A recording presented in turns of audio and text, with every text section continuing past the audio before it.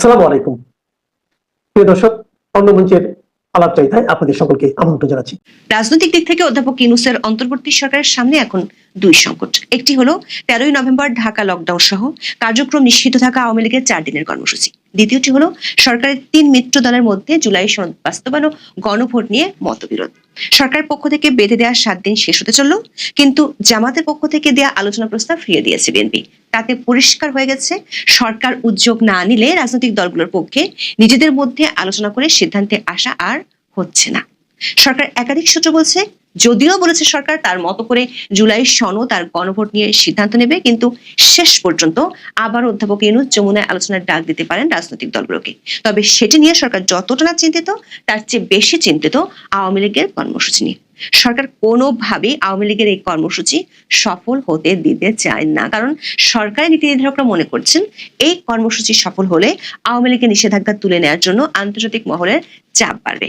আবার এই কর্মসূচিকে ঘিরে কোনো সহিংসতা হলে সেটিও সরকারের জন্য নেতিবাচক ফলাফল নিয়ে আসবে। তবে আওয়ামী লীগের কর্মসূচি ঠেকানোর জন্য আলোচনার ডাক দিয়ে এক ঝিলে দুই পাখি মারতে চায় সরকার।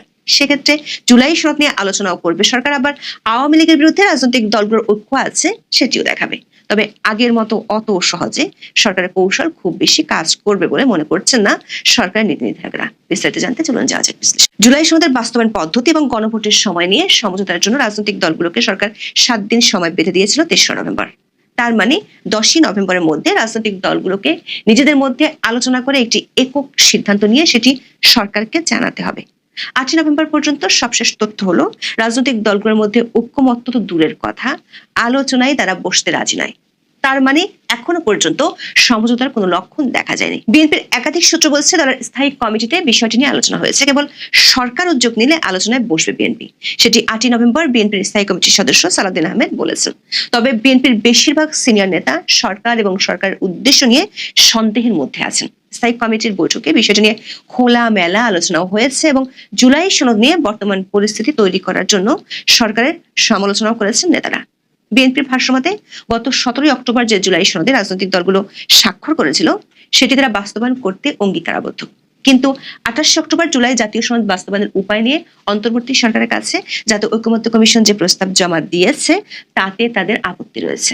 দলটি বলেছে, ওই প্রস্তাবের তাফসিলে উল্লেখিত সনদে অনেক পরিবর্তন আনা হয়েছে। এছাড়া সনদ বাস্তবায়নে গণভোট কবে হবে তা নিয়েও বিএনপি ও জামাত ইসলামের মধ্যে মত ভিন্নতা রয়েছে। বিএনপি সংসদ নির্বাচনের দিন গণভোট করার পক্ষে, অপরদিকে জামাত ইসলামের চায় আগে গণভোট করে জুলাই সনদকে আইনি ভিত্তি দেওয়ার পর তার আলোকে জাতীয় নির্বাচন অনুষ্ঠিত হবে।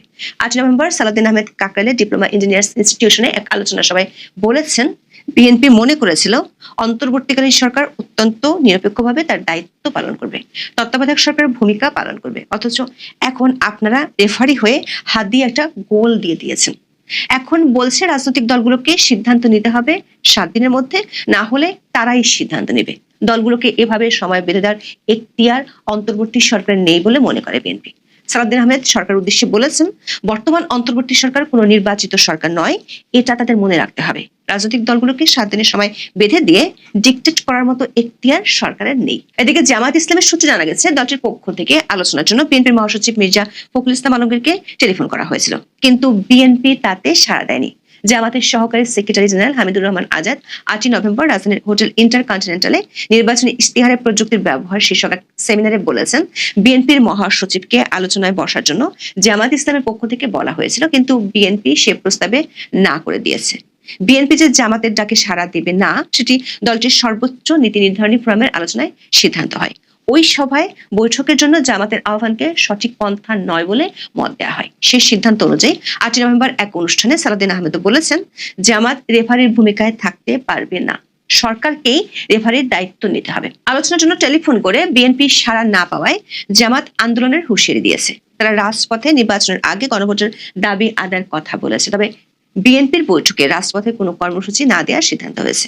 এদিকে সরকার সমর্থিত কিংস পার্টি এনসিপির সাথে বিএনপির অনানুষ্ঠানিক আলোচনা হলেও তাদের গতিবিধি নিয়ে বিএনপির সন্দেহ কমছে না, কারণ এনসিপির পক্ষ থেকে গণভোট কবে হবে সেটি নিয়ে খুব বেশি মাথা ব্যথা নেই। তবে জুলাই সনদে নোট অফ ডিসেন্ট থাকতে পারবে না বলে এনসিপি জানিয়ে দিয়েছে, যেটির ঘোর বিরোধী বিএনপি ও সমমনা দলগুলো। সরকারের সূত্রগুলো বলছে, জুলাই সনদের বাস্তবায়ন প্রক্রিয়া এবং গণভোট কবে হবে তা নিয়ে উপদেষ্টা পরিষদের সদস্যদের মধ্যেও বিভাজন আছে।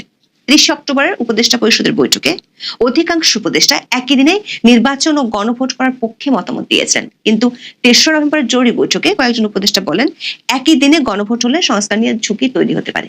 এই পরিস্থিতিতে সরকার দলগুলোকে আলোচনা করে সমঝোতা করতে 1 সপ্তাহ সময় দেয়। তখন সরকারের পক্ষ থেকে কয়েকজন উপদেষ্টাকে অনানুষ্ঠানিকভাবে দুতিয়ালি করার দায়িত্ব দেওয়া হয়। দুতিয়ালি করছেন এমন দুজন উপদেষ্টা কয়েকদিন চেষ্টার পর হতাশ হয়ে পড়েছেন, কারণ কোনো দলে ছাড় দিতে রাজি হচ্ছে না। সরকারের সূত্রগুলো বলছে বিষয়টি নিয়ে পরবর্তী উপদেষ্টা পরিষদের বৈঠকে আলোচনা হতে পারে। এখন সরকারের কাছে দুটো অপশন আছে। এক, সরকার নিজ উদ্যোগে রেফারির ভূমিকা নিয়ে আবারও রাজনৈতিক দলগুলোর সাথে আলোচনা শুরু করা। 2, কোনো আলোচনা না করে সরকার নিজের মতো করে জুলাই সনদের বাস্তবায়ন প্রক্রিয়া ঘোষণা করে দেয়া। সরকারের নীতি নির্ধারণী মহল দুটো অপশনই ভেবে রেখেছে, তবে সরকারের পক্ষ থেকে শেষ পর্যন্ত আলোচনার ডাক দেওয়া হতে পারে এমন সম্ভাবনা বেশি বলেই মনে করেন রাজনৈতিক দলগুলোর সাথে দুতিয়ালি করা উপদেষ্টারা। সেক্ষেত্রে সরকার 3টি রাজনৈতিক দল বিএনপি, জামাত ইসলামী ও এনসিপি কে একসাথে খুশি করার প্রক্রিয়া নিয়ে ভাবছে। দর্শক, জুলাই সনদ বাস্তবায়নের উপায় নিয়ে গত 27 অক্টোবর 2টি সুপারিশ সরকারের কাছে জমা দেয় জাতীয় ঐক্যমত্য কমিশন। কমিশনের দ্বিতীয় প্রস্তাবের আলোকে সরকার জুলাই জাতীয় সনদ বাস্তবায়নের আদেশ জারি করতে পারে। সেক্ষেত্রে 270 দিনের স্থলে যত দিন লাগে তত দিনের মধ্যে সংবিধান সংস্কারের কাজ শেষ করার কথা বলা হয়ে থাকতে পারে। একই দিনে জাতীয় নির্বাচন ও গণভোট আয়োজনের চিন্তা করা হচ্ছে। এসব প্রস্তাবে বিএনপি ও তাদের সমমনা দলগুলো সন্তুষ্ট হবে। অন্যদিকে উচ্চকক্ষে সংসদ নির্বাচনে প্রাপ্ত ভোটের সংখ্যানুপাতিক প্রতিনিধিত্ব বা পিআর পদ্ধতিতে উচ্চকক্ষ গঠনের প্রস্তাব করা হবে। এতে জামাত ও এনসিপির প্রধান দাবি পূরণ হবে। আবার পিআর পদ্ধতিতে উচ্চকক্ষ এবং তত্ত্বাবধায়ক সরকার ব্যবস্থার প্রস্তাব ছাড়া বাকি প্রস্তাবগুলোতে নোট অফ ডিসেন্ট উল্লেখ থাকতে পারে। সেক্ষেত্রে সংবিধান সংস্কার পরিষদ সংখ্যাগরিষ্ঠ ভোটে বিল পাশ করবে। এসব প্রস্তাব রেখে আদেশ জারির বিষয়ে প্রস্তুতি নিতে আইন মন্ত্রণালয়কে সরকার উপর মহল থেকে নির্দেশনা দেওয়া হয়েছে।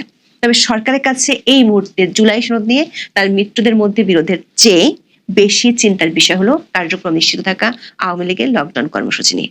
আগামী 13ই নভেম্বর আন্তর্জাতিক অপরাধ আদালত আওয়ামী লীগ সভানেত্রী শেখ হাসিনার মামলায় সাজা ঘোষণার দিন তারিখ জানাবে। ট্রাইব্যুনালের বিচারপতি গোলাম মর্তুজা মজুমদার গত মাসে এই সিদ্ধান্তের কথা জানিয়েছেন। রাষ্ট্রপক্ষ মামলার শুনানিতে সাবেক প্রধানমন্ত্রীর মৃত্যুদণ্ড দাবি করেছে। রায়ের দিন তারিখ ঘোষণাকে কেন্দ্র করে আওয়ামী লীগের পক্ষ থেকে কর্মসূচি ঘোষণা করা হয়েছে। 10ই নভেম্বর থেকে এই কর্মসূচি শুরু হওয়ার কথা রয়েছে। 12 তারিখ পর্যন্ত 3 দিন দেশের জেলা উপজেলায় বিক্ষোভ সমাবেশ, মিটিং মিছিল করার সিদ্ধান্ত নিয়েছে দলটি। 13ই নভেম্বর ঢাকায় লকডাউন পালন করার আবেদন জানিয়েছে আওয়ামী লীগ। আওয়ামী লীগের এই কর্মসূচিকে কেন্দ্র করে আইন শৃঙ্খলা পরিস্থিতির অবনতি ঘটতে পারে বলে আশঙ্কা করছে গোয়েন্দা সূত্রগুলো। বিশেষ করে আওয়ামী লীগের প্রেসিডিয়াম সদস্য জাহাঙ্গীর কবির নানকের একটি ভিডিও বার্তা অনলাইনে ব্যাপকভাবে প্রচার হওয়ার পর সরকার বেশ তৎপর হয়ে উঠেছে। পুলিশের একাধিক সূত্র বলছে আওয়ামী লীগের কার্যক্রম নিষিদ্ধ থাকা সত্ত্বেও সামাজিক যোগাযোগ মাধ্যম ও গোপনে ব্যাপক তৎপরতা চালাচ্ছে দলটির নেতাকর্মীরা। এই লক্ষ্যে সারা দেশ থেকে নেতাকর্মীদের ঢাকায় জড়ো হওয়ার নির্দেশনা দেওয়া হয়েছে এমন তথ্য পেয়েছে গোয়েন্দারা। সে কারণে স্বরাষ্ট্র মন্ত্রণালয় ও পুলিশ সদর দপ্তর থেকে দেওয়া হয়েছে বিশেষ নির্দেশনা। পুলিশ সদর দপ্তর বলছে এতদিন আওয়ামী লীগ ঝটিকা মিছিল করেছে। পুলিশ প্রায় 3000-এর বেশি নেতাকর্মীকে ঝটিকা মিছিল থেকে গ্রেপ্তার করেছে। এরপরও দেশের কোথাও না কোথাও তারা মিছিল করে যাচ্ছে। এমন পরিস্থিতিতে 10 তারিখ থেকে তারা যে কর্মসূচি ঘোষণা করেছে, বিশেষ করে 13 তারিখের লকডাউনকে ঘিরে পুলিশকে বিশেষভাবে সতর্ক থাকার নির্দেশ দেওয়া হয়েছে। পুলিশের একজন ঊর্ধ্বতন কর্মকর্তা মনে করেন এই কর্মসূচিটি সফল হলে রাজনৈতিকভাবে সরকারের জন্য একটি বিরাট নেতিবাচক বার্তা দেবে। আওয়ামী লীগের নিষেধাজ্ঞা নিয়ে অনেক আন্তর্জাতিক পক্ষ থেকে যে দাবি আসছে সেটি বেশ প্রাসঙ্গিক হয়ে যাবে। আবার আওয়ামী লীগের নেতাকর্মীদের উপর বেশি চড়াও হলে সেটি নিয়ে মানবাধিকার লঙ্ঘনের প্রশ্ন উঠতে পারে। তবে আওয়ামী লীগের এই কর্মসূচি যাতে সফল না হয় সেজন্য 7ই নভেম্বর থেকে পুলিশ ধরপাকড় শুরু করেছে। ওই দিন আওয়ামী লীগের 31 নেতাকর্মীকে গ্রেপ্তার করেছে ঢাকা জেলা পুলিশ। 8ই নভেম্বর থেকে ঢাকার বিভিন্ন এলাকায় পুলিশের বাড়তি উপস্থিতি নিশ্চিত করা হয়েছে। বিডি নিউজ 24 এক খবরে বলা হয়েছে হঠাৎ পুলিশের এমন বাড়তি উপস্থিতি নিয়ে জনমনে নানা ধরনের প্রশ্ন তৈরি হয়েছে। 8ই নভেম্বর বিকালে হঠাৎ করে ঢাকার বিভিন্ন এলাকার মোড়ে পুলিশ সদস্যদের বাড়তি উপস্থিতি দেখা যায়। Right gear, helmet, body armour সহ পূর্ণ প্রস্তুতিতে তারা অবস্থান করছিলেন। সরকারের সূত্রগুলো বলছে আওয়ামী লীগের কর্মসূচি নিয়েই সরকার এই মুহূর্তে বেশি চিন্তিত। সে কারণে 13ই নভেম্বর আগে দলগুলোর সাথে সরকারের আলোচনা নাও হতে পারে। হলেও সেখান থেকে চূড়ান্ত সিদ্ধান্ত আসার সম্ভাবনা কম। সরকারের লক্ষ্য হলো আওয়ামী লীগের কর্মসূচিকে ঘিরে কোনো ধরনের সহিংস কর্মকাণ্ড হলে সেটিকে কাজে লাগাতে চায় সরকার। আগের মতো তখন অধ্যাপক ইউনূস জাতীয় ঐক্যের নামে দাওয়াত দিতে পারবেন।